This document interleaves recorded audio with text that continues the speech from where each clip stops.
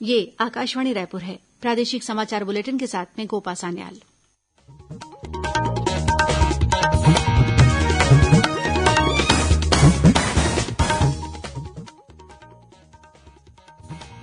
और अब पेश आज के मुख्य समाचार।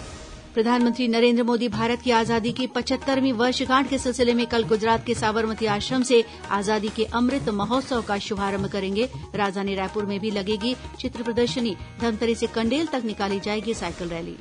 छत्तीसगढ़ में एक बार फिर बढ़ने लगे हैं कोरोना संक्रमण के मामले। कल प्रदेश भर में 450 से अधिक कोविड पॉजिटिव मरीज मिले। मुख्यमंत्री ने दुर्ग जिले के बठेना गांव में 5 लोगों की मृत्यु के मामले की सघन जांच के दिए निर्देश। मृतकों के परिजनों को 5 लाख रुपए की सहायता देने की घोषणा की। और श्रद्धा और उल्लास के साथ मनाया जा रहा है महाशिवरात्रि का पर्व। राजिम माघी पुन्नी मेले का आज हो रहा है समापन।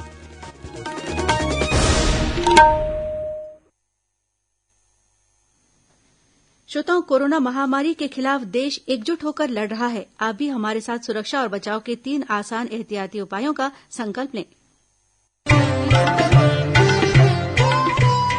कोविड-19 से बचाव और सुरक्षित रहने के 3 उपाय। मास्क लगाएं, 2 गज दूरी है जरूरी, सुरक्षित दूरी रखें, हाथ और मुंह साफ रखें।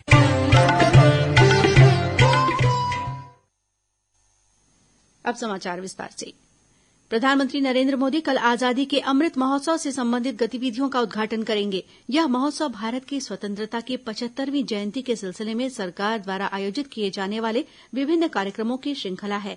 इसका आयोजन जन भागीदारी की भावना से लोक पर्व के रूप में किया जाएगा। इस सिलसिले में 15 अगस्त 2022 को आयोजित किए जाने वाले अमृत महोत्सव से 75 सप्ताह पहले की प्रारंभिक गतिविधियां कल से शुरू हो रही हैं। प्रधानमंत्री कल अहमदाबाद में साबरमती आश्रम से पदयात्रा को रवाना करेंगे और आजादी के अमृत महोत्सव से संबंधित प्रारंभिक गतिविधियों का उद्घाटन करेंगे। केंद्रीय संस्कृति मंत्री प्रहलाद सिंह पटेल 75 किलोमीटर के पहले चरण की पदयात्रा का नेतृत्व करेंगे। देश भर में राज्य सरकार और केंद्र शासित प्रदेश प्रशासन भी कल से आजादी के अमृत महोत्सव के कार्यक्रमों का आयोजन कर रहे हैं। छत्तीसगढ़ में भी आजादी के अमृत महोत्सव पर विभिन्न कार्यक्रम आयोजित किए जाएंगे। इन कार्यक्रमों का सिलसिला कल 12 मार्च से शुरू होगा। कल से राजधानी रायपुर स्थित महंत घासीदास संग्रहालय परिसर में एक चित्र प्रदर्शनी लगाई जाएगी। पत्र सूचना कार्यालय पीआईबी रायपुर के अपर महानिदेशक अभिषेक दयाल ने बताया कि इस प्रदर्शनी के माध्यम से स्वाधीनता संग्राम सेनानियों की जीवन गाथा चित्रों के माध्यम से प्रस्तुत की जाएगी। साथ ही 5 दिनों तक अनेक प्रतियोगिताएं भी होंगी।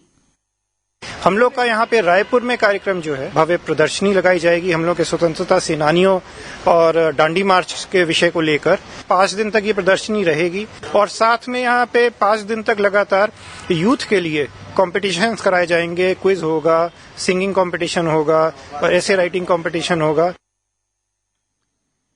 इस प्रदर्शनी का आयोजन भारत सरकार के पत्र सूचना कार्यालय और प्रादेशिक लोक संपर्क कार्यालय तथा छत्तीसगढ़ सरकार का संस्कृति विभाग मिलकर कर रहे हैं। संस्कृति विभाग के संचालक विवेक आचार्य ने बताया कि कल धमतरी से एक साइकिल रैली भी रवाना होगी जो कन्नेल पहुंचकर संपन्न होगी। वहां धमतरी जिले से जो हमारा दूसरा कार्यक्रम रहेगा वो रहेगा कंडेल, जहां पे जल सत्याग्रह हुआ था 1920 में।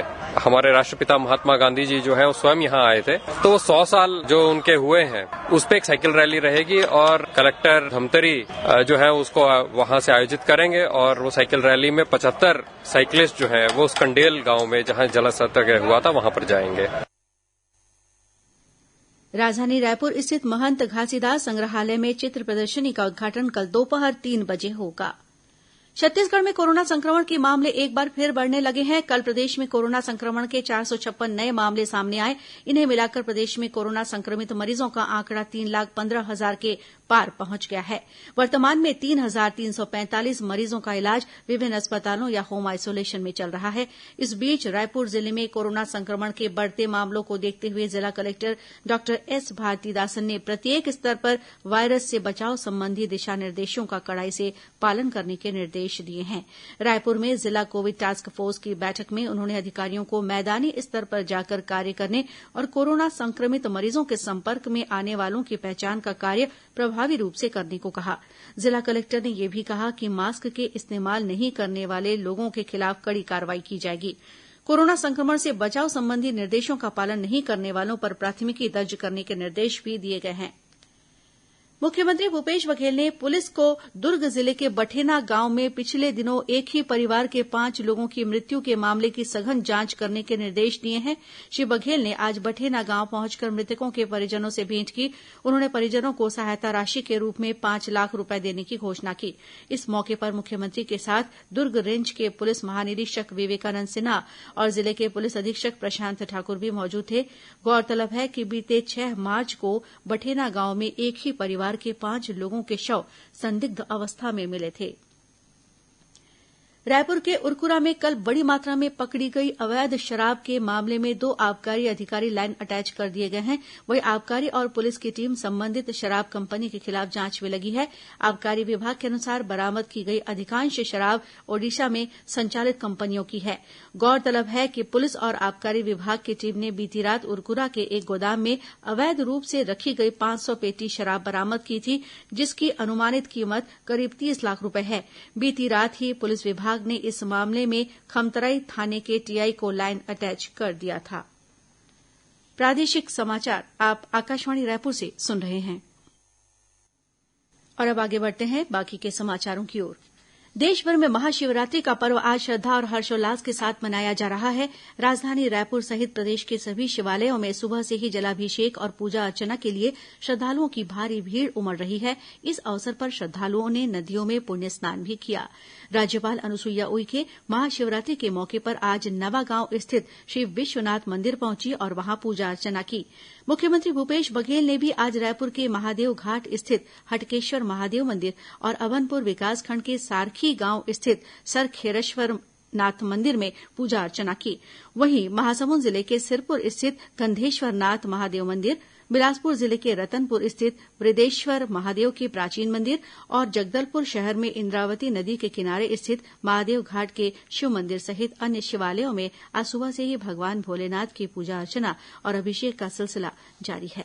मुंगेली के मल्हापारा स्थित शिव मंदिर से हर्रा घाट तक शिव बारात निकाली गई, जिसमें बड़ी संख्या में श्रद्धालु शामिल हुए। वहीं राजनांदगांव के शिवनाथ नदी के तट पर स्थित शिव मंदिर में आज जलाभिषेक और रुद्राभिषेक के कार्यक्रम हुए। इस मौके पर शहर के गुरुनानक चौक से बाबा महाकाल की झांकी भी निकाली गई। इस शोभा यात्रा में लोक नर्तक दलों ने राउत नाचा और पंथी नृत्य करते हुए शहर का भ्रमण किया। वहीं महानदी, पैरी और सोंढूर नदियों के त्रिवेणी संगम पर आयोजित राजिम माघी पुन्नी मेले का भी आज समापन हो रहा है। आज सुबह महाशिवरात्रि के अवसर पर माघी पुन्नी मेले में अंतिम शाही स्नान किया गया। साधु संतों ने शाही स्नान के बाद भगवान शिव की विशेष पूजा अर्चना की। वहीं कोरबा जिले में आज से 2 दिवसीय पाली महोत्सव का शुभारंभ हो गया है। संस्कृति मंत्री अमरजीत भगत ने इस महोत्सव का शुभारंभ किया। महोत्सव में स्थानीय और रंगमंच के कलाकारों द्वारा आज सांस्कृतिक कार्यक्रमों की प्रस्तुति दी जाएगी। उधर जगदलपुर में आयोजित किए जा रहे 3 दिवसीय चित्रकूट महोत्सव का आज समापन हो रहा है। इस महोत्सव के दौरान बस्तर संभाग के लोक नर्तक दलों ने आकर्षक प्रस्तुतियां दी। इस दौरान धुरवा मड़ई नाच, गेड़ी नृत्य और गौर नृत्यों की प्रस्तुति ने दर्शकों का मन मोह लिया।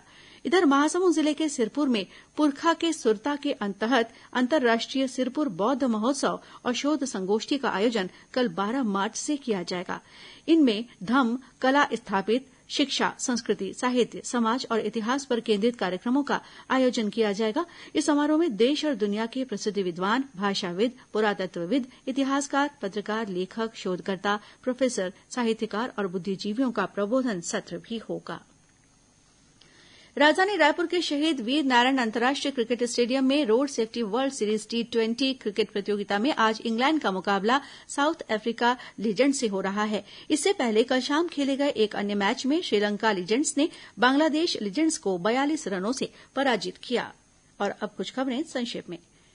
मुख्यमंत्री भूपेश बघेल ने प्रजापिता ब्रह्मा कुमारी ईश्वरीय विश्वविद्यालय की मुख्य प्रशासिका दादी हृदय मोहिनी जी के निधन पर दुख प्रकट किया है। महात्मा गांधी राष्ट्रीय ग्रामीण रोजगार गारंटी योजना मनरेगा के तहत दुर्ग जिले ने 10,000 से अधिक लोगों को 100 दिनों से ऊपर का रोजगार देकर रिकॉर्ड कायम किया है। छत्तीसगढ़ लोक सेवा आयोग द्वारा सिविल जज की मुख्य परीक्षा आगामी 22 मार्च को आयोजित की जाएगी।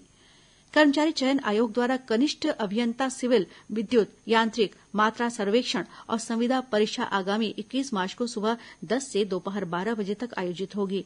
बीजापुर जिले के भैरमगढ़ थाना क्षेत्र में सुरक्षा बलों और माओवादियों के बीच मुठभेड़ हुई है। इस मुठभेड़ में किसी के हताहत होने की खबर नहीं है। बलौदाबाजार मार्ग के रायपुर सकरी बाईपास के पास बीती रात हुई सड़क दुर्घटना में पलारी थाने में पदस्थ एक एएसआई की मृत्यु हो गई और महासमुंद पुलिस ने पिथौरा में तलाशी अभियान के दौरान 6 किलो गांजा के साथ 2 युवकों को गिरफ्तार किया है। ये गांजा ओडिशा से बलौदाबाजार ले जाया जा रहा था। और अब अंत में मुख्य समाचार एक बार फिर। प्रधानमंत्री नरेंद्र मोदी भारत की आजादी की 75वीं वर्षगांठ के सिलसिले में कल गुजरात के साबरमती आश्रम से आजादी के अमृत महोत्सव का शुभारंभ करेंगे। राजधानी रायपुर में भी लगेगी चित्र प्रदर्शनी। धमतरी से कंडेल तक निकाली जाएगी साइकिल रैली।